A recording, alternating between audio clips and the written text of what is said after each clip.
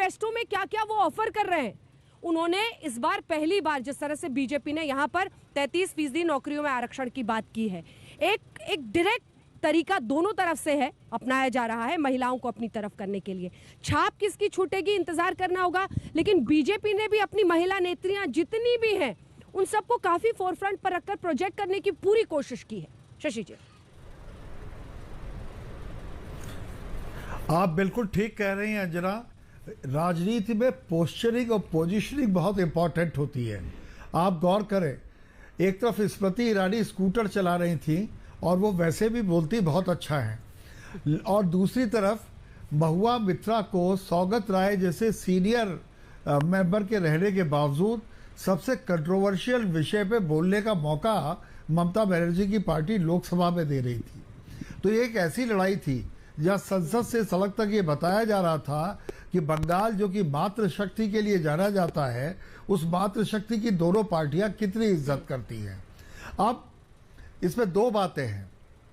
बात नंबर एक ये कि ममता बनर्जी ने कम से कम 4 योजनाएं ऐसी लागू की जो कि सीधे महिला, जब महिला नहीं होती, बच्ची होती है, तब से उसको फायदा देना शुरू करती है।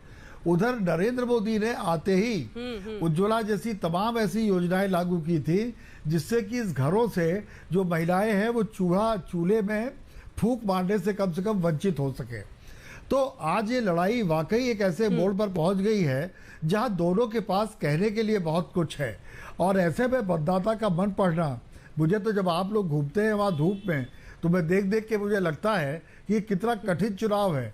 क्योंकि अगर आप 1000 बंगाली मतदाताओं से पूछेंगे तो मुश्किल से 10 के मुंह से आपको अपने मतलब की बात निकलेगी। तो बंगाल का चुनाव इसीलिए मैं एक ऐसे सस्पेंस ड्रामा कहता हूं जो कि कभी होता नहीं इसके अलावा किसी और प्रदेश में। अल्फ्रेड हिचकॉक या रामसे ब्रदर्स को वैसे पड़ोसी राज्य बिहार ने भी इस बार जबरदस्त खेल खेला सर।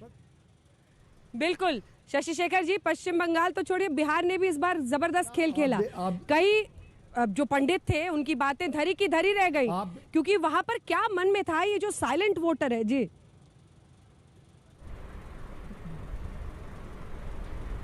आप अंजना बिहार में भी उस समय घूम रही थी, और बिहार तो आपका अपना प्रदेश है, लेकिन मैं बिहार में भी अगर आप देखिए तो बिहार का मतदाता और खासकर युवा और महिलाएं किस तरीके से, युवा लड़के और युवा महिलाएं, उन्होंने वोटिंग का एक ऐसा ट्रेंड स्थापित किया नौकरियों के नाम पर जो इससे पहले नहीं देखा गया था।